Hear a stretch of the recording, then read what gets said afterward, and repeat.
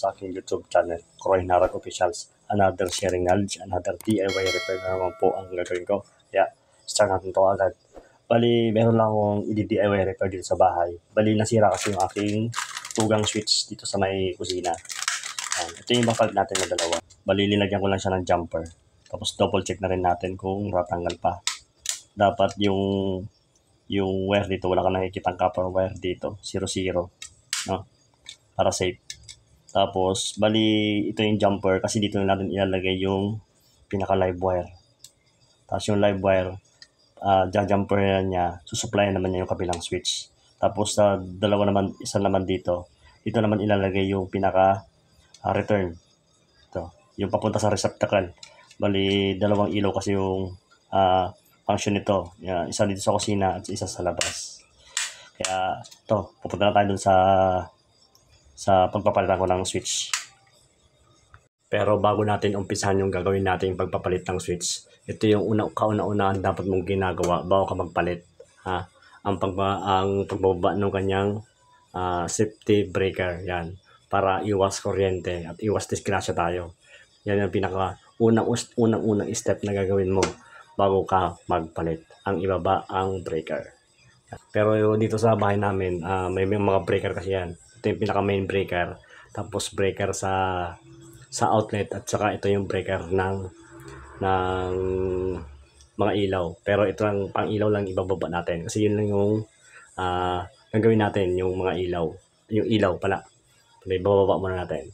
Tapos bababa muna natin to. Yan yung papata natin. Yan. Medyo madilim kanina pero ito, bubuksan muna natin.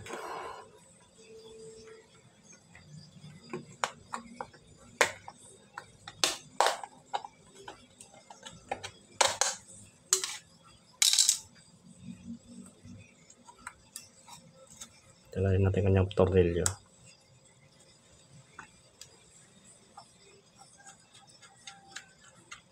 Sa pagpapalit pala ng switch, no? Bago kayo magtanggal-tanggal ng wire dito sa loob, kung tatanggal kayo, unang-unang gagawin nyo, pagka hindi kagaya kasi nung switch na to, mapapansin nyo, naka-color coding siya. Bali, naka-color coding yung kanyang switch, no? Bali, ito yung kanyang pinaka-live. Ito yung pinaka-live, yung kulay itim. Tapos ito yung naman yung pinaka-return, yung puti na dalawa. Yan. Pero pag wala kayong color coding at lahat ng nandito sa utility is po na itim, huwag nyo kakalimutan na mag-marking kung saan nyo ilalagay yung pinaka-live at saka saan nyo ilalagay yung pinaka-return. Yan. Bali dito, naka-color coding naman siya. Kaya madali lang natin ito mapapalitan. Bali, babaklasin lang natin to. Tatanggalin ko lang.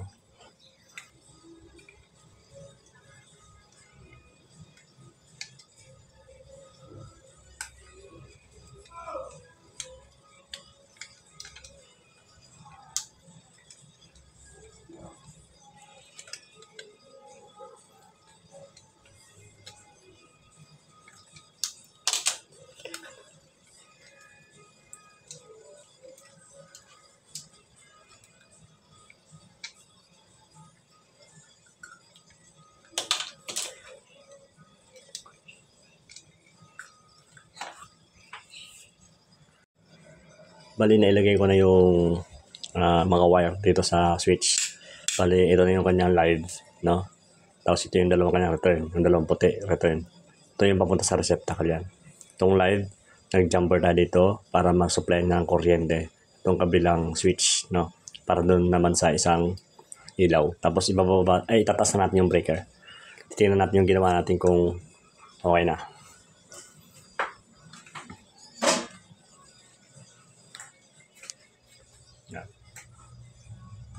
Taas ko na. Yan. Taas sa kusina. Tapos, switch on natin.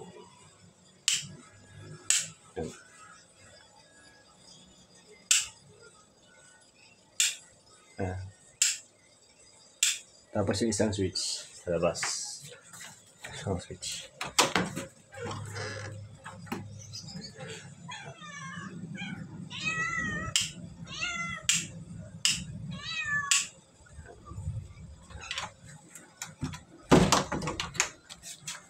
Kaya all good sa yung ginawa nating pagpapalit ng switch.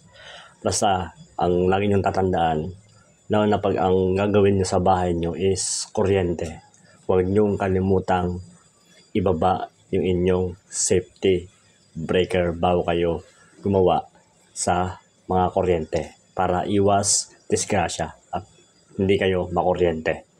Kaya hanggang dito na lang ang video at sana nagustuhan nyo, at kung nagustuhan mo, huwag mo kalimutan mag-subscribe sa aking YouTube channel at pakipindot mo na rin yung notification bell button para ma-update ka kagalos ka pang makabagong video. Kaya sa muli, this is Karay Narang Officials. See you sa next video.